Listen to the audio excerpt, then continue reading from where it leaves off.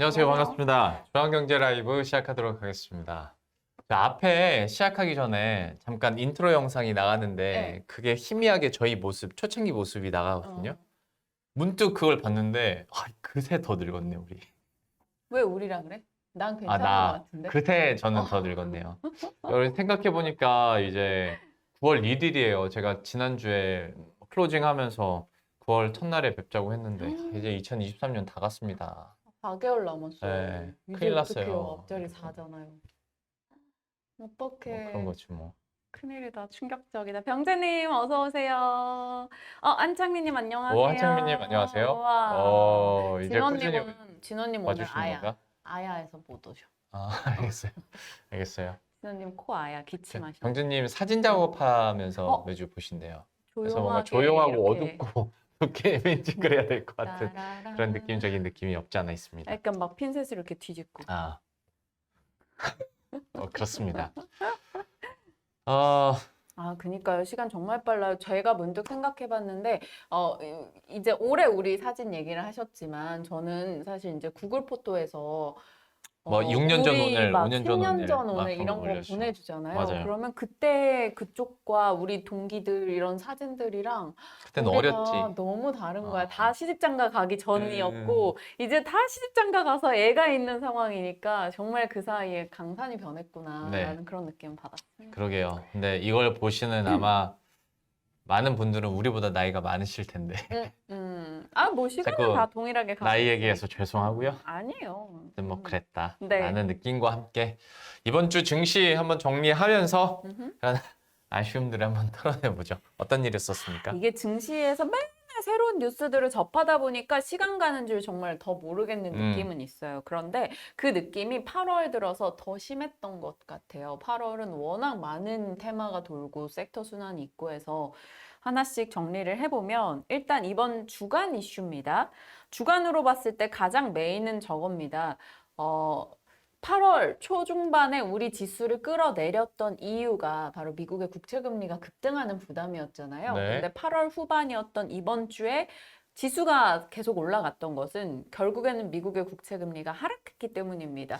그 하락의 근거가 된 게 고용이 둔화되고 있다라는 시그널들을 곳곳에서 줬기 때문인데 이번 주 졸지 보고서 그리고 민간 고용인 ADP까지 고용 둔화가 나왔고 이제 오늘 밤에 나올 8월 고용 동향 보고서가 또 고용 둔화되는 것을 확인을 시켜준다면 아마 이 국채금리 하락 기조는 좀 세팅이 되지 않을까 시장에서는 판단을 하면서 지수가 우리 장이 좀 올랐던 거죠. 일단 뭐 지금은 주식이 채권 따라가는 건 맞는 것 같고 그리고 또 하방을 어느 정도 채권이 막아주고 있는 것도 사실이니까 채권의 동향들 그 움직임 보시면서 나올 고용 보고서까지 한번 분석해 보시면 어떤 주식 시장에서의 방향성도 어느 정도는 좀 요즘에는 힌트를 얻을 수 있지 않을까 싶습니다. 네. 저는 아직도 졸지 보고서 볼 때마다 우리가 언제부터 졸지를 봤나 하긴 한데 이것도 벌써 글쎄 1년 가까이 돼 가죠. 이 보고서까지 우리가 좀 유심히 보게 된 게 참 그렇습니다. 네. 그 다음으로는 엔비디아죠. 엔비디아는 저희가 그때 지난주에 목표가 상향 러쉬 얘기도 했지만 맞아요. 실적 나오고 나서 오히려 이쪽이 조금 차익 실현 움직임이 있었단 말이죠. 그랬죠. 그러다가 이번 주에는 또 다시금 힘을 냅니다. 힘을 내게 되는 뭐 여러 가지 요소들은 결국엔 다른 굵직한 기업들이 엔비디아의 GPU가 필요하다라고 얘기하는 걸 확인시켜줬어요. 뭐 테슬라가 세계에서 세 번째로 좋은 성능의 슈퍼컴퓨터에 이제 엔비디아 칩 10,000개를 쓰겠다라고 했고 브로드컴도 이제 오늘 원래 밤이었죠. 지난 밤에 AI가 모든 곳에서 수요를 끌어주고 있다라고 코멘트를 했고 또 엔비디아랑 그 구글이랑 협력하는데 또 GPU 준다라는 얘기도 있었고 이러다 보니까 결국 지금 모멘텀은 AI구나 라는 게 조금 확인이 되면서 이렇게 종목들의 시세가 좀 회복세를 나타내기도 했습니다. 저희 스트리밍 할 때 언제쯤 핸드폰을 무음으로 바꿔놓을 거예요? 무음인데 왜 이렇게 1년 가까이 돼가는데 무음이에요. 내 거 진짜 무음인데 이상하게 전화가 한 번씩 울려요. 아, 근데 저걸 어떻게 하는지 아직 모르겠어. 왜 그런지 모르겠어서 그냥 쓰기는 알겠습니다. 해요. 당근에서도 뭐 왔어요? 당근에 좀 확인하시기 바랍니다. 꼼꼼한 수학 우리 애기 책 알림을 좀 걸어놨더니 네, 뭐 엔비디아. 그래서 국내 장에서도 그 상반기처럼 엔비디아 AI 관련주가 시세를 내진 못했어. 이미 좀 네. 오른 거에 대한 부담이 있긴 해서. 그렇지만 그래도 시세가 죽지 않고 올라가는 종목들이 꽤 있었다라는 거고요. 또 하나는 이번 주는 중국 리오프닝 그리고 중국이 이제 관광객이 한국에 많이 들어올 거야라는 데이터 등이 조금 확인이 되고 있어요. 7월 이제 방한 외국인 통계가 나왔는데 뭐 100만을 돌파했다더라. 그리고 중국인들이 지금 명동에 너무 많아서 올리브영 계산대 8개가 꽉 찼고 정말 맛집 줄 서듯이 뭐 서울랜드, 에버랜드 줄 서듯이 서 있다더라. 이런 얘기가 들려옵니다. 제가 휴가 다녀왔지 않습니까? 파라다이스 시티로 음. 다녀왔는데 깜짝 놀랐습니다. 정말 많아요. 조금만 오바해서 제가 또 유심히 봤거든요. 10명 중에 한 3명 한국인, 음, 한 4명 중국인, 음, 2명 일본인, 음. 1명은 약간 태국 같아요.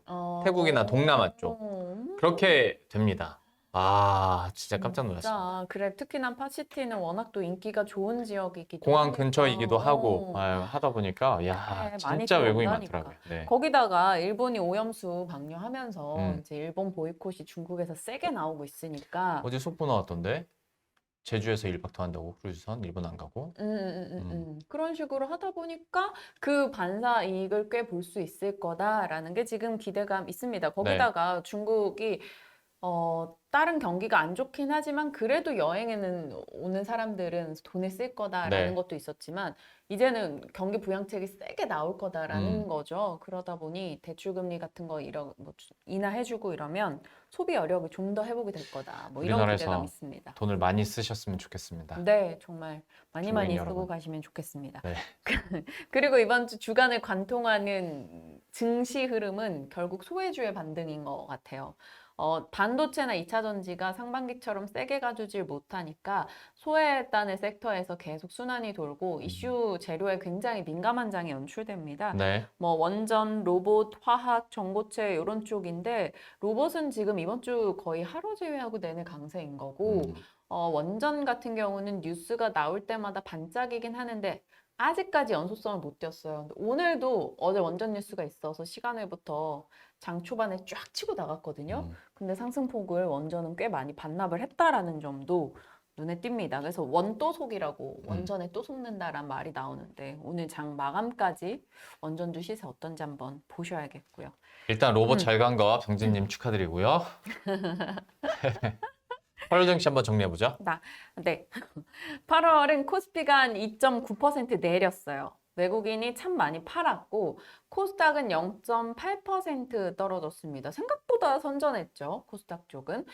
저 차트 SK증권의 차트인데 8월 들어서 보면 매크로 리스크가 증가하면서 낙폭이 6월 4.4보다 코스피가 6.1로 더 컸었습니다. 물론 이번 주에 코스피가 계속해서 조금의 반등을 주기는 했으나 그래도 낙폭이 좀 상당했던 8월이었다.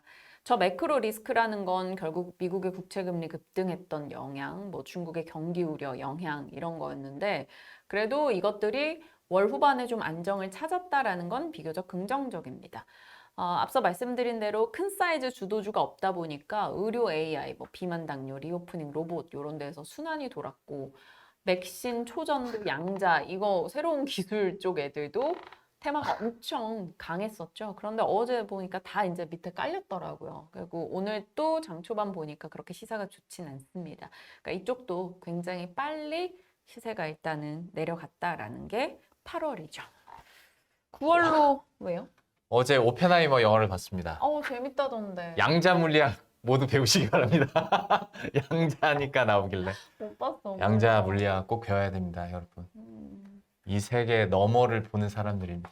대단한 사람들이야, 진짜. 근데 이런 너무 어려운 게 주식시장에서 너도 나도 당장 내 앞에 있지, 내 앞에 있는데 아무튼 되게 보급화된 기술인 것처럼 막 이렇게 테마가 도니까 쉽지 않다는 근데 느낌으로다가. 진짜 어떤 그 패널을 모셔도 저는 다 비슷한 얘기예요. 저는 문과라서 잘 몰라요. 문과라서 잘 몰라요. 이 얘기만 계속 하시는 거야. 근데 또 막상 이제 시장에서 테마가 형성이 돼서 가니까 네. 기술적 차원의 대응으로 추천은 또 하시는 분들이 많아. 그러니까 이게 참 어렵다는 거야. 물론 우리가 반도체 공정의 모든 걸 알고 투자하는 건 아니지만 대략적으로 이해라도 좀 되는데 솔직히 양자 쪽은 잘 이해가 안 됩니다. 초창기 제약바이오 딱 그 느낌이다. 제가 정말 여러 번 여러분들한테 말씀드렸던 것 중에 그 방송했을 때 옛날에 초창기 때 제약바이오 애널리스트를 모시고 와서 제약바이오 실컷 얘기를 하고 진짜로 이제 앞으로 좋아질지 궁금해서 카메라 꺼주고 아 근데 거의 진짜 좋아요 했더니 애널리스트가 저도 잘 몰라요 그러는 거야. 그래서 아 제약바이오 쉽지 않겠다. 근데 그 이후로는 정보가 워낙 많아지고 이제 실제화되고 실적이 나오다 보니까 괜찮아졌는데 지금 여기도 아, 좋은 건 알겠는데 그리고 앞으로 미래 먹거리라는 건 알겠는데 잘 모르겠다라는 느낌이 강합니다. 아이고 일단 돼야 말이죠. 다 제대로 잘 되길 바랍니다. 그러니까 대응이 굉장히 어려우니까 이렇게 빠른 순환 테마가 돌고 있고 재료 테마가 돌고 있을 때는 빨리 대응하시는 게 답인 것 같아요. 지금 장의 분위기가 사서 묶고 가는 장은 아니니까요. 네. 자, 9월도 이럴 거다라는 게 SK증권의 의견인데 미인대회 인더박스라는 제목으로 보고서를 냈더라고요. 상반기에 2차 전지랑 반도체 쪽이 강했는데 하반기 들어서 이런 주도주가 없다 보니까 박스권이 형성이 되고 과거에도 박스권이 형성됐을 때는 고빈도 로테이션이 돌았다. 그래서 미인대회가 빈번했다라고 이야기를 합니다. 그러니까 대형주가 급등하면서 좀 코스피, 코스닥에서 끌고 가주면 그쪽으로 이제 자금이 쏠리고 밑단에서 좀 잔잔하게 돌아야 되는데 지금은 잔잔한 것들이 수급 좀만 들어오도 급등했다가 막 내려갔다가 너무 요동을 치는 거죠. 사람들이 지수에 대한 방향 확신을 못하기 때문입니다. 어느 정도 방향과 뭐 섹터 스토리에 대한 확신이 있으면 이제 미래 성장성에 베팅을 할 텐데 당장 눈앞에 가시적인 재료에만 좀 반응을 보인다라고 볼 수 있겠죠. 이런 시기는 공식이 없는 게 공식이래요. 그냥 마구마구 돌아가는 거죠. 아 근데 반도체랑 2차 전지는 스토리가 있지 않나? 있는데 가시화되는 상반기에 것도 있고. 많이 올랐잖아. 많이 올랐는데 이게 여기서 더 갈 만한 모멘텀이라는 게 더해져야지 좀 더 수급적인 응집력이 생기는데 그렇지 않다 보니까 여기서 고민하는 사람들이 있는 거죠. 전기차가 달리다가 갑자기 로봇으로 변신하면 대박일 텐데. 범블비처럼. 그러면 2차 전지 반도체 로봇 다 가는데. 그러면 국내 아무 기업이나 다트 던져도 될걸? 그러니까 뭐 화장품 이런 쪽 말고 그냥 그렇죠. IT, 차 이런 데는 진짜 다트 던져서 투자해도 될걸. 그러게 이쪽은 그러니까 너무나도 좋다고 아는 쪽은 이제 어느 정도 재료가 소멸된 아니면 이미 반영이 다 끝난 느낌이 좀 어느 정도 있고 그렇다고 다른 데를 보자니 로테이션이 너무 빠르고 쉽지 않습니다. 네, 어렵습니다. 9월이 시작이 됐죠잉? 9월 달에는 일정들이 있어요. 한국 선물옵션 동시만기 9월 14일입니다. 그리고 8월 전체 수출 잠정치는 이제 오늘 나옵니다. 내용들 들려오면 수출 데이터 영향받는 주가들이 좀 있어요. 전력, 미용, 양극재 혹은 음식료 쪽, 뭐 라면이 어땠다더라 이런 거 있죠. 이런 것들은 수출 데이터 나올 때 좀 주가가 원래 시세 플러스 단발적인 시세가 좀 변동이 있으니까 확인하시길 바랍니다. 미국 FMC가 9월 21일 한국 시간 새벽에 있고요. 이제 추석이 이제 10월 2일에 우리 쉬게 됐잖아. 연휴가 길어졌어요. 그러면 그 긴 시간 동안 미국과 중국이 뭔 일을 할지 모르는디 하면서 사람들이 미리 좀 팔고 갈 여지가 있습니다. 그리고 추석 때 가서 용돈도 드려야 되고 뭐 이런 것들 생각해보면 그래서 그런 것도 좀 감안을 하셔서 정리하시고 옛날만큼 근데 엄청 막 정리하진 않는 것 같아. 요즘 장에서는 나는 생각보다 이번에 지금은 꽤 많이 하지 않을까 싶은데. 이번엔 길어서? 솔직히 뭐 진짜 에코프로 장기 투자하시겠다 이런 분들, 뭐 SK하이닉스 장기 투자하겠다 이런 분들 말고는 사실 우리가 쉬는 사이에 엔비디아가 어떻게 될 줄 알고 그렇긴 한데. 그런 대응을 하겠어. 그래서 네. 나 같으면 일단 좀 정리를 하고 가겠다라는 심리. 약간 전형적인 개인 여러분 투자. 지금 정리할 수익률입니까? 너 빼고 다 수익일걸요? 진짜? 아니 뭐 여러분 다 마이너스 아니에요 우리? 이거 보시는 분들은 기본적으로 그 기본 요건 중에 하나가 마이너스여야 되는데. 아니야 너랑 나만인 것 같아. 그렇구나. 그렇다면 뭐 차익 실현할 만하죠. 네. 슬퍼지네. 로봇과 중국 관련한 이슈 9월에 많이 예정돼 있으니까 계속 꾸준하게 체크하자라는 게 이번 주 시장입니다. 네, 특히 중국과 관련된 호재성 이슈들이나 이벤트들이 많이 있으니까 한번 보시길 바라겠습니다. 네. K관광 로드쇼. 네. 왜요? 아니요. 왜요? 아니에요. 그냥 이렇게 아. 그 분할샷이 신기해서. 아, 되게 의미 없는 그 리액션들이 오늘 많네요. 제가요? 네. 아닌데요? 아무튼 9월 정리는 이렇게 8월 정리와 9월 주요 포인트들은 이렇게 정리를 해봤고요. 경제 이슈 넘어갈까요? 경제 이슈는 조금 좋지 않은 이슈입니다. 올해 들어서 전 금융권에서 연체율이 치솟고 있다고 합니다. 가계와 기업의 채무 상환 능력이 떨어지고 있습니다. 금리는 올라가고 경기는 아직 회복이 잘 안 됐기 때문이죠. 거기다가 이제 금융권 관리한다고 대출 조건 이런 것들이 좀 까다로워지면서 저축은행, 뭐 대부업체 이런 쪽으로 제1금융권에서 거절당한 이제 신용 등급이 조금 낮은 분들이 몰리기 시작한 거예요. 그리고 그런 곳에서마저도 이제 이제 거절당하자 카드론을 쓰는 사람들이 늘어나고 있다고 합니다. 카드론이 최근 한 달 사이에 5,500억 급증했다고 합니다. 카드론뿐 아니라 이제 현금 서비스 카드 넣고 돈 뽑아 쓰거나 아니면 이제 결제에 이연시키는 리볼빙 같은 것도 계속 증가 중인데 가계부채도 늘고 카드론 리볼빙도 늘고 거기다 가계대출 연체율까지 늘고 있어서 이 것들이 이제 하나로 모이는 신호는 상당히 경제에는 부담스러운 거죠. 전형적으로 소비가 악화되는 음, 그 루틴이잖아요. 맞아. 그리고 이제 이런 카드론, 그러니까 이런 현금 서비스나 또 리볼빙 서비스 이용하시는 분들의 상환 능력은 상대적으로 떨어질 수밖에 없으니까 연체율이 갑자기 팍 늘어날 수 있는 건데 이미 수치로 잡히고 있다. 맞아요. 라는 그리고 보통 카드론을 쓰시는 분들은 다중채무자예요. 그렇죠. 막 돌려막기 여기저기 계속 네, 그렇게 하는 하고 거니까. 있어서 이게 상당히 좀 쉽지 걱정이 않습니다. 됩니다. 그러다 보니까 이게 좀 더 걱정인 게 빚을 탕감받는 20대가 늘어나고 있다라고 합니다. 워크아웃이라고 하죠. 개인 채무가 많은 사람들을 대상으로 채무를 90%까지 줄여주는 그리고 이자 부담도 줄여주는 제도인데 개인 회생이나 파산 직전의 단계입니다. 그런데 20대가 많이 늘어나고 있대요. 저게 2018년도부터 상반기 추이를 보시면 좀 코로나 때 늘어났다가 2022년도에 줄었습니다. 그런데 다시금 늘어난 거죠. 2018년도 대비 증감률은 뭐 굳이 의미를 부여할 필요는 없겠지만 그래도 105%입니다. 과거 대비 20대들의 개인 워크아웃이 너무나 많이 늘어났다라는 것은 당연히 좋지 않겠죠. 20대는 뭐 국가의 나름의 중추 역할을 해주는 그 세대인데 이들이 이렇게 워크아웃을 많이 하는 것, 1번 취업이 안 되고 있다. 취업 자체가 어려운 상황이다라는 거고 2번으로는 이들이 비투를 많이 했기 때문에 맞아요. 그때 라는 영끌 것도 투자. 맞아요. 영끌 투자도 많이 늘었죠. 근데 이게 결국 이쪽을 지원해주고 개인 워크아웃 지원을 해주는 게 다 세금입니다. 네. 이 부분은 당연히 우리 사회적으로도 부담이 되고 또 이걸 악용하는 사례도 생겨날 수 있기 때문에 상당히 걱정되는 거죠. 또 일부 청년층에서는 소득 대비해서 너무 과도한 지출을 한다라는 거야. 그게 욜로.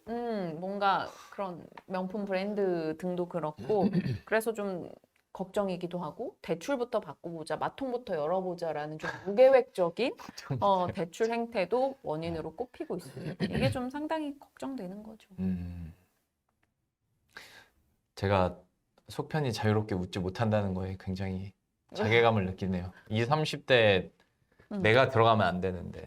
아, 뭐래요? 근데 나의 빚은 계속 늘어가고 있는 그런 느낌? 왜냐면 실제로 30대, 40대의 이런 워크아웃 비중이 늘어나는 큰 이유 중에 하나가 이 시기 때 많이 늘어났던 시기 때 실제로 집 사신 분들이 되게 많거든요. 맞아요. 그러니까 일단 넣고 보는 거예요. 되든 안 되든. 근데 당첨을 당해버렸어.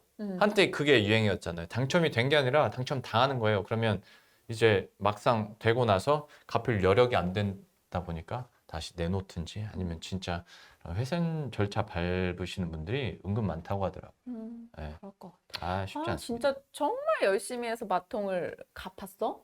근데 자꾸 마통을 건드릴 만한 유혹의 순간들이 너무 많이 오는 거야. 그래서 아예 마통을 없애자 해갖고 없앴는데 숨이 탁 막히는 느낌이야. 뭔가 그게 여유가처럼 느껴진다? 그게 내 돈처럼 내 느껴지는. 돈처럼. 네, 그래서 그런 게 예전에 있죠.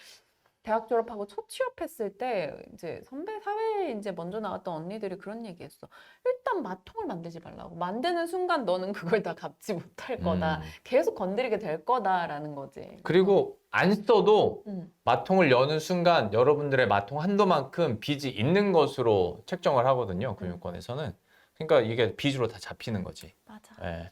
물론 잘 갚으면 신용 점수가 올라갈 수는 있겠지만 쉽지 않다, 마통은. 쉽지 않다. 내 적금이 마냥 쓴다라는 느낌. 경제 지금 이제 중추가 돼줘야 될 젊은 층에서 이렇게 20, 30대에서 흔들리니 앞으로가 걱정이긴 합니다. 네.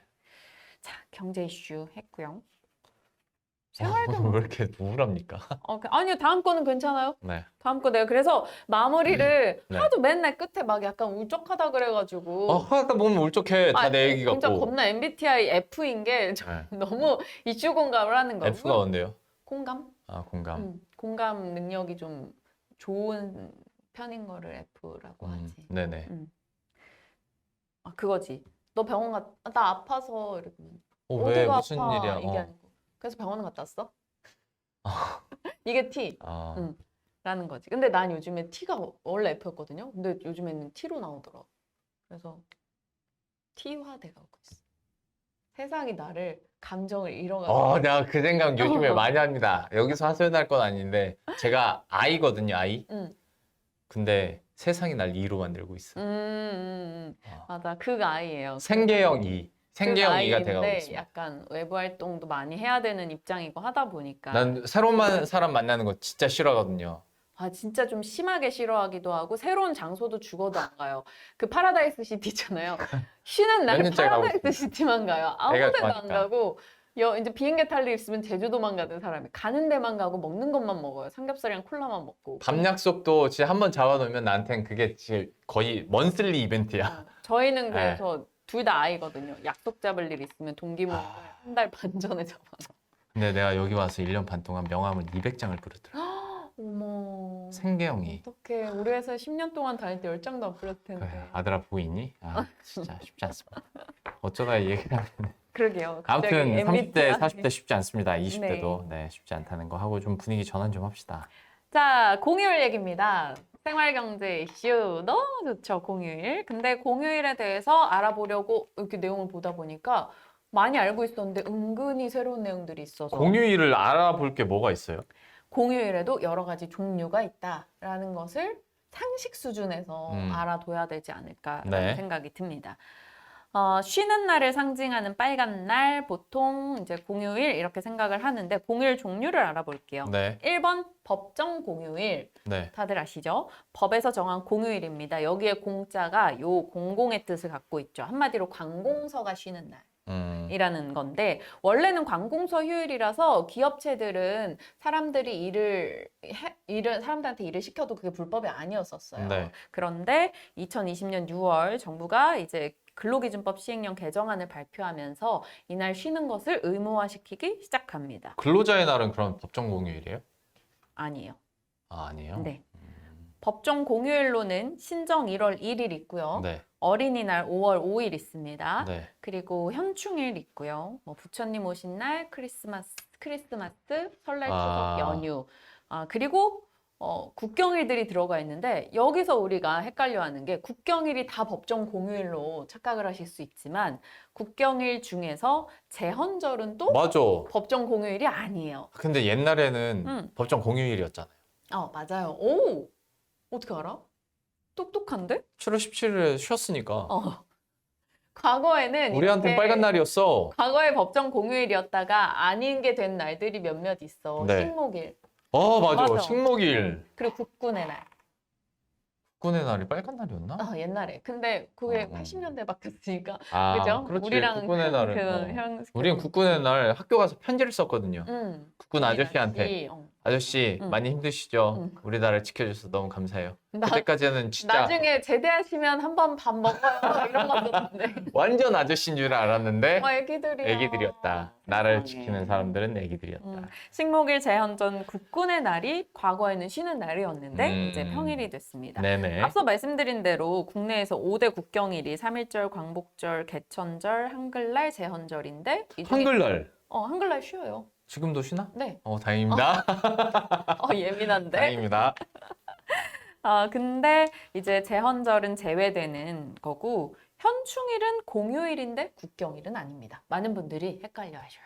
현충일도 오, 되게 국경일이다. 국경일스러운데 그치, 현충일은. 그치. 아, 그렇구나. 왜냐하면 이 국경일이라는 것은 국가의 경사를 기념하는 날이에요. 근데 현충일은 아, 경사가 아니니까. 경사는 아니니까. 그래서 요런 미묘하게 헷갈리는 것들이 있었단 아. 말이지. 내가 그래서 정리하면서 나도 어머 이런 것들이 꽤 있었어. 그죠? 이건 새롭네요. 새롭죠? 이게 첫 번째 법정 공휴일 얘기였고 또 다른 공휴일이 임시 공휴일입니다. 이번 10월 2일처럼. 맞아요. 정부가 필요에 따라 수시로 지정하는 공휴일이에요. 이렇게 뭐 이번에는 뭐 소비 진작이나 뭐 여러 가지 고향 방문하라라는 취지 하에 임시 공휴일이 지정한 거고 네. 보통 임시 공휴일 하면 딱 선거. 아, 선거. 이제 국회의원 선거나 보통 대통령 수요일에 선거. 하잖아, 수요일에. 오. 맞죠? 상식이 많네. 아, 선거에는 관심이 많으니까. 맞아. 보통 수요일입니다. 네. 이번에 둘째 주 우리 수요일인가? 몰라? 보통 둘째 주 수요일 할 그래? 거예요. 네. 똑똑한. 뭐 그럴까? 이병대님 생활경제 너무 좋아요 올려주셨다. 네. 역시 칭찬은 놓치지 않아. 네. 나 오늘 칭찬 라이더 있잖아. 네. 이번에는 추석 기간 동안 고속도로 통행료 면제된다고 10월 1일 임시 공휴일 얘기해보면 네. 숙박 쿠폰이 60만 장 지원이 됩니다. 온누리 상품권도 9월 구매 한도를 30만 원 더 상향한다라는 소식도 있었어요. 이 10월 2일이 임시 공휴일로 지정되면 우리가 다 보통 어제 막 박수 쳤잖아. 네. 너무 좋다 막 그렇죠. 이러는데 6일짜리 연휴가 생기는 거잖아요. 뭐 저야 시댁 가고 전부 치고 모든 일정은 똑같긴 해. 근데 그래도 쉰다는 출근을 안 한다는 게 너무 좋더라고요. 네. 근데 요번에 미리 연차를 내놓으셨던 분들 있잖아. 10월 2일. 그렇죠. 제 주위에도 있어요. 어제도 우리 회사에서 연차 취소자들이 엄청 많았거든요. 근데 가끔 이 연차를 취소 안 해주겠다고 하는 사람들이 있나 봐. 회사가 있다고? 회사가. 아, 그러니까. 말도 안 되는. 그래서 그거에 대한 것도 신고할 수 있다고 해요. 아직 한 달이나 더 남았는데 관할 고용노동청에 신고할 수 있습니다. 그거는 그냥 서류 작업하기 싫어서 안 해주는 거 아닙니까? 그러니까 그건 심술이지 사실. 심술이지. 근로기준법 제60조 위반으로 처벌 가능하니까요. 꼭 연차 취소 받아내시길 바랍니다. 아무리 연차가 남아돈다 해도 황당하다. 이런 건 제대로 해야지. 이런 데는 아마 글쎄 돈으로 안 주지 않을까? 이거 취소조차도 안 해주는데 연차 남았다고 돈으로 줄 리가 없는데. 그렇지. 봐야죠. 그렇습니다. 다음은요? 법정, 임시, 그다음 세 번째는 대체 공휴일. 이게 빨간 날이 주말일 때. 이제 공휴일이 토요일, 일요일에 껴있을 때 이제 다른 뭐 쉬는 날과 겹쳤을 때는 그 다음 날 첫 번째 비공휴일을 대체로 지정하게 됩니다. 네. 대체 휴일은 설날, 추석, 어린이날만 적용되다가 이제 공휴일인 국경일도 확대 적용이 됐습니다. 다만 부처님 오신 날, 크리스마스 이런 쪽은 공휴일이지만 국경일은 아니기 때문에 대체 휴일에서는 제외됩니다. 그러니까 국경일들이 대체 휴일로 우리가 혜택을 누릴 수 있다라는 거고 부처님 오신 날이나 크리스마스는 안 된다. 그렇구나. 그리고 또 눈에 띄는 게 그러면 저기도 현충일도 마찬가지겠네. 응. 국경일이 아니니까 응. 배운 거 한번 써먹어봤습니다. 똑띠. 네. 똑띠하네요. 아주 똑띠예요. 난 이거는 몰랐어요. 지방 공휴일이 따로 있었어요. 전 처음 알았습니다. 저도 이번에 알아보면서 네. 알았어요. 이제 지방자치단체가 특정 날짜에 한해서 뭐 논의와 협의 끝에 지방 공휴일을 정하는데 그 지역마다 조금 기념이든 추모든 해야 되는 날들이 있죠. 그 날들에 맞춰서 쉰다고 합니다. 대표적으로 이제 제주도 4.3이랑 맞아. 광주 5.18이 있는데 맞아. 이건 있는 걸 알았고 매 해마다 이제 대통령이 내려가서 뭐 이렇게 얘기를 하니까 그거야 당연히 알고 있었는데 이날 쉬는 거예요, 그러면? 네, 여기서는 쉽니다. 그러니까 여기서 민간 기업이 다 쉬는지는 정확히 모르겠지만 선택이지 않을까? 무조건 공공기관은 이때 쉬는 거죠. 공공기관 그러니까 요 쉬는구나. 지역에서는 민원 넣을 때 그날은 피해야 돼. 아, 민원 안 넣는 게 좋긴 하겠지만. 네. 그렇구나. 그리고 우리가 요맘때쯤은 아니지. 완전 연말 때쯤에 보통 이거 하잖아. 내년도 언제 쉬나요? 그런 거 하지. 그다음에 2043년인가? 2040 몇 년까지 살아야 되는 이유. 그때 휴가가 엄청 막 그러면 막 빨간 날 추석이랑 응. 막 뭐랑 막 겹쳐가지고 막 거의 한 2주를 쉬는 거야. 그때면 우리 몇 살 정도야? 40년도면? 그러면 한 60 몇, 70 되겠지. 그때는 뭐 우리 아무튼. 시간이 많겠네. 딴 얘기해서 미안합니다. 그 24년 뭐요? 24년에 쉬는 날들 중에 네. 몇 가지 좀 기억해두면 좋을 뭐 적당한 내용들. 우리가 신정, 뭐 추석, 설날, 앞서 말씀드린 국경일 이렇게 쉬는 거 말고 보너스로 쉬는 거 보시면 4월입니다. 둘째 주 수요일 맞네. 네, 맞아요. 그러네. 총선이 맞을 거야. 있으니까 전날 수요일에 쉬는 거고요. 컴온. 그 다음에 5월 5일에는 어린이날 대체 휴일이 5월 6일에 있어요. 네. 자, 그렇다면 네. 5월 2일, 3일 휴가를 내고 네. 꽤 오래 쉴 수가 있다라는 거지. 그러니까 미리 여러분들 해바뀔 때 선점을 해두시라라는 거를 좀 넣어놨고. 문제는 7월입니다. 7월 보이세요? 아무것도 없어요. 다 새까매요. 쉬는 날이 없다라는 거지. 헌법이 제정된 날 왜 안 쉬는 거야? 그러니까 초복에 쉬자고는 할 수 없겠네. 정말. 이 7월과 11월이 다 쉬는 날이 없어요. 그럼 여러분은 어떻게 버티냐? 여름 휴가를 7월에 갖다 세팅을 하시고 겨울 휴가를 11월에 세팅을 하시면 1년 내내 그래도 한 달에 조금씩은 쉬면서 갈 수 있다. 방금 되게 일타 강사 같은 느낌이었던 것 같아요? 찍어주기. 네. 그래서 7월, 11월만 이렇게 까맣더라. 어. 국경일의 대체율이 아무것도 없는 그런 날은 아니, 그러면 7월과 11월. 내년에 7월이랑 11월 빼면 다 빨간 날이 하루 이상은 있다는 거예요? 그럼요. 괜찮은데? 되게 이렇게 달력들을 돌려보면서 봤는데 괜찮다. 그렇게 돼서 7월, 11월만 여러분이 미리 선점을 하시라 라는 차원에서 일단 보너스로 넣어봤습니다. 괜찮네요. 내년에 나는 7월 달에 가야겠어. 7월 초복 주간에. 일단 그리고 금요일에 빨간 날이 많지 않은 게 너무 다행입니다. 중앙경제 그러네요. 라이브를 해요. 내년에도 우리 하는 거예요? 모르죠. 내일 일도 모르겠는데. 그러니까요. 네네. 일단 금요일은 다 빼놓을게요. 일단 2024년까지 금요일은 빼놓으시길 바라겠고. 네. 얘기 나온 김에 다음 주에는 저희가 부득이하게 박앵커가 저는 휴가를 다녀왔음에도 불구하고 금요일은 뺐거든요. 중앙경제 라이브를 위해서. 맞아요. 그리고 어제까지 딱 했는데 음. 이제 박앵커는 멀리 한번 가보겠다 아유, 라는 느낌으로다가 다음 주는 부득이 중앙경제 라이브가 없습니다. 죄송합니다, 여러분. 근데 멀리 가려고. 근데 이게 쉬는 거에 벌을 받았나 봐요. 태풍 3개가 몰아친다고 합니다. 어떻게 될지는 다음 주에 제가 다다음 주에 와서 휴가가 어땠다 후기를 같이 전해드리도록 어디 가요? 할게요. 아직 못 정했어요. 아직도 못 정했어요? 네, 어디지? 밴쿠버부터 해서 델리랑 오만테 아, 파라다이스 가세요. 저는 날씨 좋은 게 제일 중요한데 그걸 좋습니다. 날씨가 애기 데리고 가기에는 파라다이스만한 곳이 없는 것 같습니다. 우리는 숙박이 아니고 그냥 파라다이스 시티에 놀러를 너무 많이 갔어요. 그래서 좀 지겨워. 거기 애기랑 실내에서 놀기 좋아가지고. 박민영 앵커 파라다이스 이제 지겨워. 호캉스 논란. 박앵커. 서민들과 아니 나는 괴리 숙박을 느껴. 안 했다고. 거기 가서 빵 사 먹고 커피만 사 먹고 왔다고요, 여러분. 파라다이스 시티 개선 요망 뭐 이런 거. 많이 바뀌었더라고. 아 그래? 네. 오. 작년이랑 많이 바뀌었습니다. 뭐가 바뀌었어? 이제 업체들도 많이 이렇게 좀 바뀌고 메뉴들도 새로 생기고. 뭐가 생겼어요? 그건 방송 끝나고 말했으면 알겠습니다. 아무튼 그래서 다음 주에는 저희가 중앙경제 라이브 부득이 없고요.